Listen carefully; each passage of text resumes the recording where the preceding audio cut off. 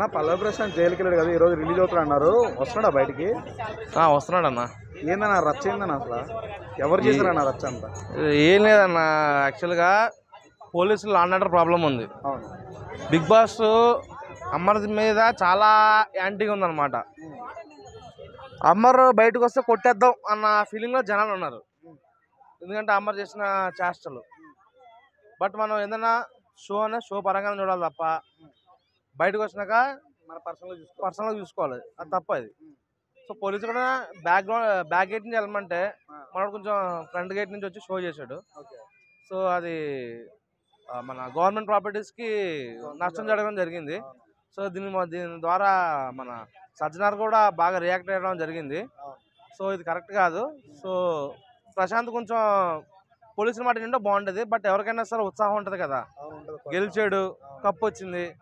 Minimum ఎవరైనా సరే చిన్న కామన్ మ్యాన్ అయినా సరే జరిగిద్ది. సో అదే రేంజ్లో మనోడు ఒక పొలిటికల్ ఎంట్రీ ఇచ్చినట్టు ఇచ్చాడు. సో దానివల్ల ఆనంటర్ ప్రాబ్లం రావడం వల్ల మనల్ని జైలుకి పంపించారు. సో ఇది పెద్ద కేసు అయితే ఏం కాదు. సో ఇవాళ వచ్చేస్తున్నాడు. సో మనోడు కాలు ఎగరేసుకుని చిన్నకేశ్వరరెడ్డి సినిమాలో బాలకృష్ణ బయటకు వస్తే ఎలా ఉంటుంది ఆ రేంజ్ రాబోతున్నాడు. శరబా.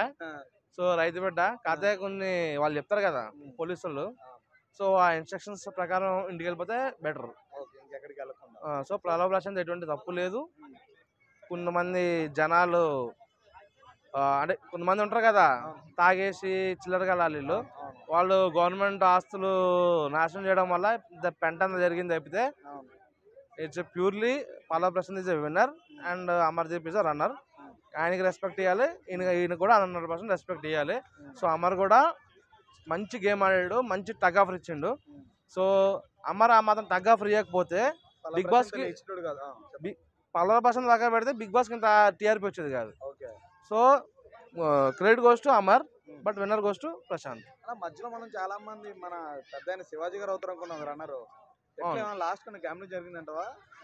గ్యాంబ్లింగ్ ఏం లేదన్న.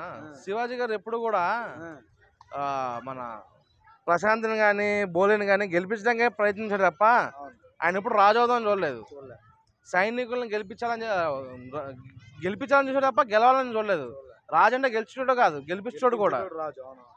రాజు.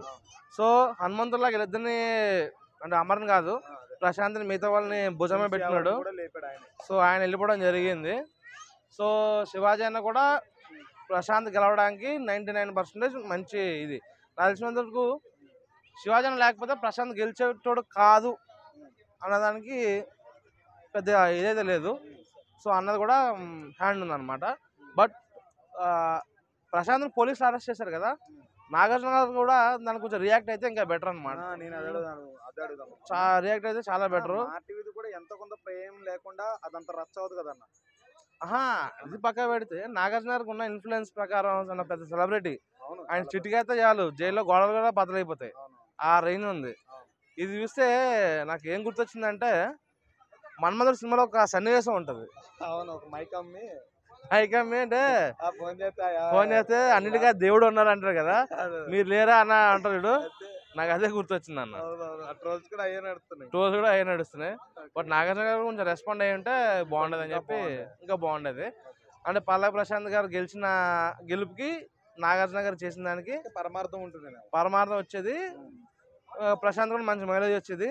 ఇక మనోడు పాపులారిటీ చూసుకుంటే నెక్స్ట్ టైం ఏ కార్పొరేటర్కో ఎమ్మెల్యేకి టెండర్ వేసినా సరే మనం పెద్ద ఆశ్చర్యపోవాల్సిన అవసరం అయితే లేదని చెప్పి అనుకుంటున్నాను.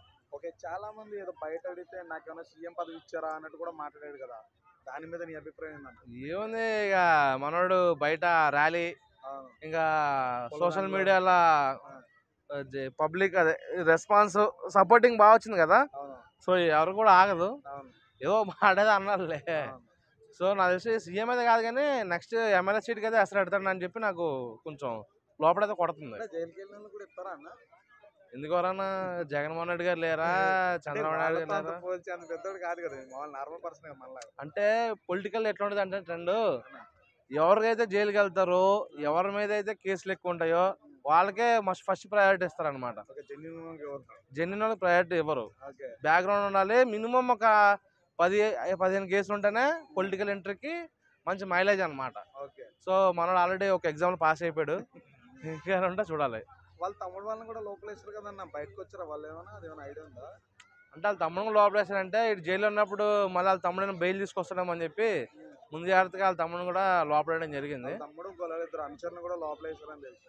అంటే ఏం లేదలే అన్న, సింపుల్ కేసు అది. లా అండ్ ఆర్డర్ ప్రాబ్లం వచ్చింది, గవర్నమెంట్ హాస్టల్ కొంచెం ఇట్లా అని సింపుల్ గా ఏదో కౌన్సిలింగ్ ఇచ్చి పంపిస్తారు.